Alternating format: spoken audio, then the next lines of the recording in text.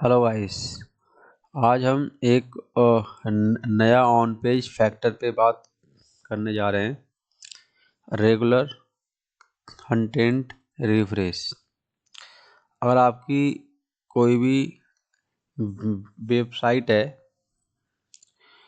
अ, तो उस वेबसाइट पे अगर अभी अभी आपने वेबसाइट न्यू बनाई है तो कोई दिक्कत नहीं है। हर एक पेज आपने अपडेट किए हैं अकॉर्डिंग टू द कीवर्ड, तो कोई दिक्कत नहीं है। अगर आपकी वेबसाइट को 2-4 महीने हो चुके हैं तो या अगर आपकी वेबसाइट अभी भी बनी है तब भी कोई दिक्कत नहीं है। तो आपको क्या करना है, रेगुलर कंटेंट अपडेट करते रहना चाहिए हर एक वेब पेज पे। यहाँ पर मैं कुछ आपको एग्जांपल दे रहा हूँ। जैसे कुछ होम पेज है या कुछ इंटरनल पेज है, तो आपको लगा कि मुझे इसमें कुछ न्यू इन्फॉर्मेशन ऐड करनी चाहिए, तो उसी कंटेंट में नया इन्फॉर्मेशन ऐड कर दिया, नया सेक्शन ऐड कर दिया। आपको लग रहा है कोई भी पेज में जो इन्फॉर्मेशन है वो आउटडेटेड हो चुकी है, तो उस इन्फॉर्मेशन को रिफ्रेश करवा दिया। अगर कोई ऐसी इन्फॉर्मेशन है या कुछ मार्केट में न्यू न्यू आया है उस पेज से रिलेटेड, उस सर्विस से रिलेटेड, तो उसमें कुछ नया ऐड कर दिया।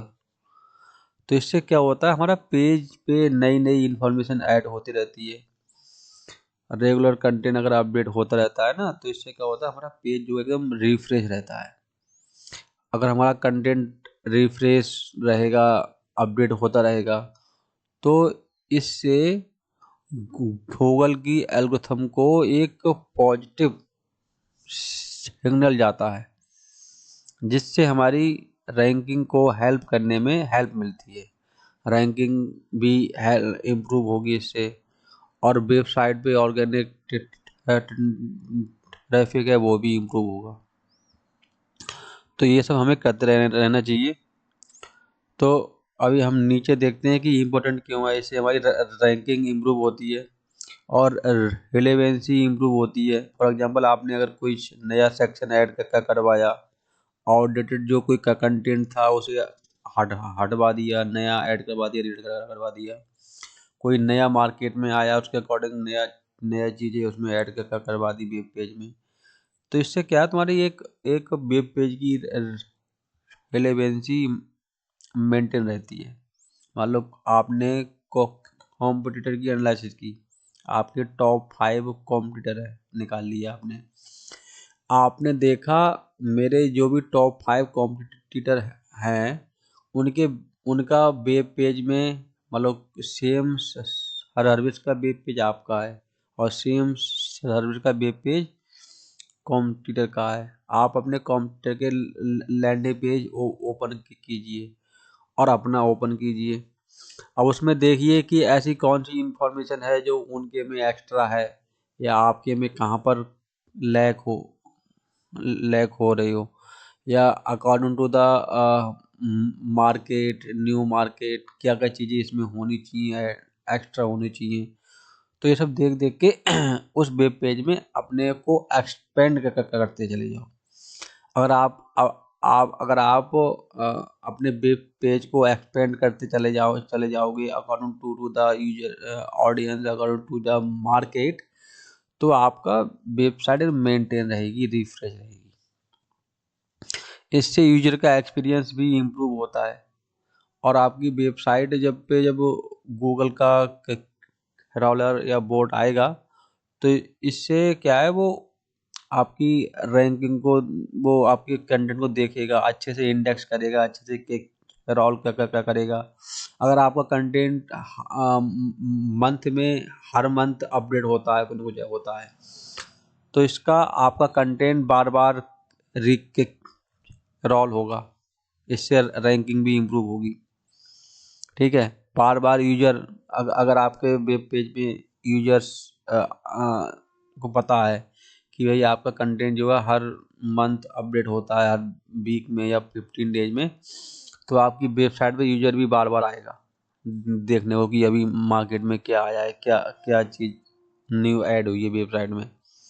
तो इससे आपका ऑर्गेनिक ट्रैफिक है वो भी इम्प्रूव होगा। अब हम नीचे देखते हैं कि हम किस किस टाइप का कंटेंट अपडेट कर सकते हैं।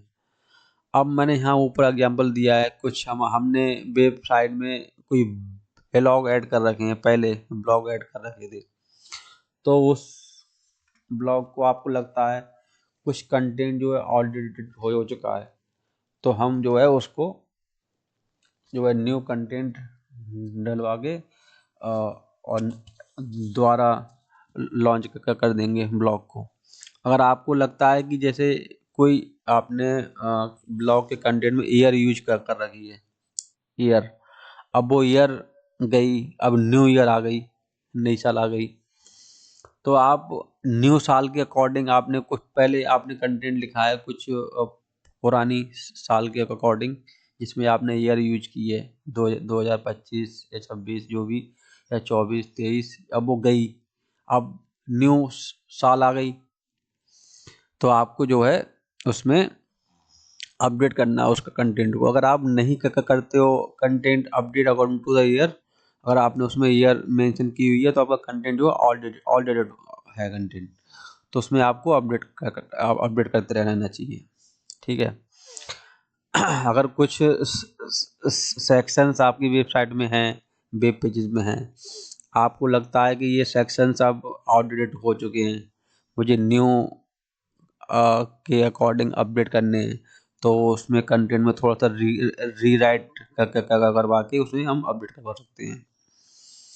कोई ऐसा कंटेंट है अंडर परफॉर्मिंग, अब उस पर यूजर नहीं आते, कोई वेब पेज है उस पर यूजर बहुत कम आते हैं या आते ही नहीं हैं, तो उस कंटेंट को रीराइट करवा दीजिए, उसमें हेडिंग्स, नई हेडिंग्स, नया कंटेंट और इमेजेस, वीडियो लगा के उस पेज को रीलॉन्च करवा दीजिए। देखिए कि इस टाइप का पेज जो कुछ आपके जो कॉम्पिटिटर हैं उनके साइड में है या नहीं है तो उन्होंने उस पेज को कैसे मेंटेन किया हुआ है, उससे आइडिया लेके अपने वेब पेज को और इम्प्रूव कीजिए। अगर अगर सेम टाइप का वेब पेज आपके कॉम्पिटिटर के साइड में नहीं है, कोई दिक्कत नहीं है, according to the market, according to your audience उस पेज को रीडाइट करवाइए। उसमें proper headings, proper sub headings और प्रॉपर बुलेट पॉइंट, और उसमें जो है वीडियोज एम्बेड कीजिए, इमेजेस लगाइए, इन्फोग्राफिक वगैरह लगाइए और उसे इंटरलिंकिंग कीजिए, तो इससे आपको उस पेज की परफॉर्मेंस भी इम्प्रूव होगी, रैंकिंग भी इम्प्रूव होगी। अगर आपका कोई प्रोडक्ट का पेज है, कोई सर्विस का पेज है, आपको लग रहा है ये मेरा मेरा ये प्रोडक्ट का पेज या सर्विस का page according to the competitor जो टॉप पे रैंक कर रहा है उसके अकॉर्डिंग मेरा पेज वीक है, in the terms of information आपके में उतनी नहीं है जितनी कॉम्पिटिटर के में है, मेरे में नहीं है, तो अपने वेब पेज को आप इंफॉर्मेशन जो आइडिया लेके कॉम्पिटिटर से उसमें और ऐड करवा सकते हैं। जैसे कुछ ऐसा सेक्शन है जो आपके में नहीं है, कॉम्पिटिटर की साइड में है, तो आप उसमें ऐड करवाइए। या कुछ ऐसा सेक्शन जो आपकी आपके प्रोडक्ट या सर्विस पेज में है तो बट वो आउटडेटेड हो चुका है, तो उसको हटवा के न्यू सेक्शन ऐड करवाइए। एग्जाम्पल जैसे आपकी वेब पेज में टेस्टिमोनियल नहीं है, तो आप उसमें टेस्टिमोनियल ऐड करवाइए। देख लीजिए कि आपकी वेबसाइट किस चीज़ की है, क्या यहाँ पर ठीक रहेगा, तो उसमें आप चेंजेस करवा सकते हैं। यूजर के फीडबैक, मतलब यूजर ने कोई कोई वेब पेज है तो उसमें यूजर के फीडबैक आप उसमें ऐड करोगे, तो इससे यूजर एक्सपीरियंस भी इम्प्रूव होता है, तो उसमें हमें ऐड जो है करवाना चाहिए। अब हमें ये इसकी हेल्प क्या क्या कहाँ से मिलेगी कि हमें कहाँ पर क्या ऐड करवा सकते हैं, तो हम बहुत सारे टूल्स हैं हमारे, गूगल एनालिटिक्स है। गूगल एनालिटिक्स में जब हम जाएंगे तो हमारे वहाँ पर लैंडिंग पेजेस आते हैं, तो उससे पता चलता है अगर हम उसमें डेट के अकॉर्डिंग अगर ले लेते हैं कि पिछले 1 साल में, पिछले 2 साल में या पिछले 5 साल में कौन से लैंडिंग पेज पे कितने यूजर आए, तो उससे हमें हेल्प मिल जाती है अपने की हमारे best best performing landing pages कौन से हैं, या ऐसे लैंडिंग पेजेस कौन से हैं जिनमें बहुत कम ऑर्गेनिक ट्रैफिक आ रहा है, या ऐसे कौन से लैंडिंग पेजेस हैं जिन पे कुछ ऑर्गेनिक ट्रैफिक आ ही नहीं रहा है। तो ऐसे पेजेस को आप आइडेंटिफाई कीजिए, और आइडेंटिफाई करने के बाद में उस पेज का कंटेंट को आप चेंज करवा सकते हैं, अपडेट करवा सकते हैं, कुछ नया सेक्शन ऐड करवा सकते हैं, उसमें इमेजेस हेडिंग प्रॉपर्ली उसे ऑप्टिमाइज भी कर सकते हैं। तो इससे इससे क्या होगा, उसका वेब पेज वो इम्प्रूव होगा तो आपकी रैंकिंग ऑर्गेनिक ट्रैफिक सारे इम्प्रूव होगा। हमें क्या करना चाहिए, हमें अपने यूजर को अपनी ऑडियंस को वेब पेजेस के थ्रू हाई वैल्यू देनी चाहिए। हाई वैल्यू देंगे, हाई वैल्यू पेज होंगे तुम्हारा, तो हमारी रैंकिंग और ट्रैफिक दोनों इम्प्रूव होंगे। कोई कीवर्ड मान लो, आप कोई वेब पेज को ऑप्टिमाइज कर रहे हैं, जब आपने बनाया था उस समय, तो उसमें कुछ कीवर्ड आपने इंसर्ट नहीं किए थे, या किए थे तो एक दो किए थे, बाकी की इंपॉर्टेंट कीवर्ड उसमें नहीं है। तो नए नए कीवर्ड सर्च कीजिए और उसमें इंसर्ट करवाइए कंटेंट में। स्टैपिंग नहीं होने चाहिए, प्रॉपर लगे हाँ भाई इसमें ओवर ऑप्टिमाइज नहीं है, सही से राइटर से बोल के उसमें कंटेंट को कीवर्ड को कंटेंट में जो है हमें इंसर्ट करवा सकते हैं। रीडेबिलिटी चेक कीजिए, उस कंटेंट का प्रॉपर फॉर्मेट है या नहीं है, फॉर्मेटिंग चेक कीजिए। अगर पहले का पेज बना हुआ है तो उसकी फॉर्मेटिंग ख़राब है तो उसकी सही से फॉर्मेटिंग करवाइए।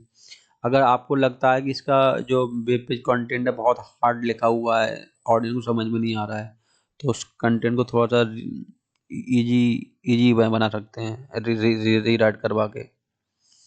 आपको लगता है मेरा वेब पेज तो बना हुआ है, उसमें इमेजेस वगैरह नहीं है, इन्फोग्राफिक वीडियो वगैरह ऐड नहीं हुआ है, जिससे उस वेब पेज का बाउंस रेट बहुत हाई है, तो उसमें आप इमेजेस ऐड करवाइए, इन्फोग्राफिक वगैरह ऐड करवाइए, वीडियो उसमें एम्बेड करवाइए, जिससे उस वेब पेज का बाउंस रेट लो होगा और उस वेब पेज की परफॉर्मेंस इम्प्रूव होगी। उसमें और अगर आपने कहीं हाइपर लिंक कर रखा है, तो ऐसा तो नहीं है कि हाइपर लिंक पे क्लिक करने के बाद में वो पेज जो है काम ही नहीं कर रहा है, आपने जहाँ का लिंक दिया है वो वर्क नहीं कर रहा है। तो ऐसे ऐसे चेक कीजिए, अगर कोई ऐसा लिंक आपने लगा रखा है जो काम नहीं कर रहा है, तो उसको हटवा के कोई ऐसा लिंक लगाइए जो उस वेब पेज से रिलेवेंट है और वो काम कर रहा है। मेटा अपडेट कीजिए, अगर आपने लैंडिंग पेज बना रखा है और बहुत काफ़ी टाइम से आपने मेटा अपडेट नहीं किया है, तो उस लैंडिंग पेज की मेटा को हमें अपडेट करते रहना चाहिए। मतलब मेंटेनेंस वेबसाइट की हमेशा चलती रहनी चाहिए। हर हर 6 महीने में, 1 साल में, या कुछ पेज तो होते हैं हर मंथ या हर 3-4 महीने में हमें जो है वेब पेज को अपडेट करते रहना चाहिए। अगर हम नहीं ऐसा नहीं नहीं करते हैं, हर 3 महीने में, 6 महीने में या 1 साल में कंटेंट को हम अपडेट नहीं करते हैं, तो हमारी रैंकिंग और ट्रैफिक जो है डाउन होने लगता है।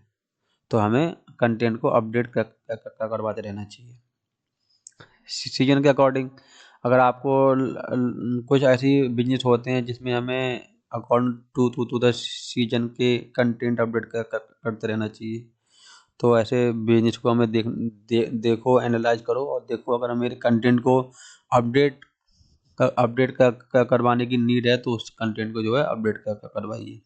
अंडर परफॉर्मिंग कोई कंटेंट है तो उसको देखिए, आइडेंटिफाई कीजिए और उसको अपडेट करवाइए। कुछ ब्लॉग्स हैं जो पिछले साल के थे, 2023 के, अब 24 आ गई, या 24 के थे अब 25 आ गई, 25 के थे अब 26 आ गई, तो उसको जो है कंटेंट को हमें अपडेट करवाना चाहिए ईयर टू ईयर। ठीक है, इसके लिए हम बहुत सारे टूल्स हैं, गूगल सर्च कंसोल है, सेमरस है, AHREF है, इनकी हम हेल्प ले सकते हैं। इंग्लिश के लिए ग्रामरली टूल की हेल्प ले सकते हैं।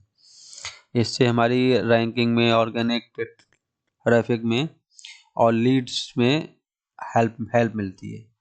तो ये बहुत इंपॉर्टेंट ऑन पेज का फैक्टर है। वेब पेज को रिफ्रेश रखना, नई नई इंफॉर्मेशन ऐड करना, आउटडेटेड इंफॉर्मेशन को हटाना, तो लैंडिंग पेज हमारा रिफ्रेश होते रहना चाहिए, हर 6 महीने में, हर 3 महीने में, हर साल में। तो इससे हमारी ऑर्गेनिक ऑर्गेनिक ट्रैफिक जो है इम्प्रूव रहता है, रैंकिंग भी इम्प्रूव होती जाती है। अगर कंटेंट अपडेट हो रहा है, हर 3 महीने में, 6 महीने में नई नई चीज़ें ऐड हो रही हैं, तो इससे हमारे वेबसाइट भी रिक्रॉल होगा तो री इंडेक्सिंग होगी तो रैंकिंग इम्प्रूव होने के चांस रहते हैं। तो इस ऑन पेज को हमें खासकर ध्यान देना चाहिए और इस पे अच्छे से फोकस करना चाहिए। Okay guys, thank you. If you have any question you can ask me. Thanks for watching.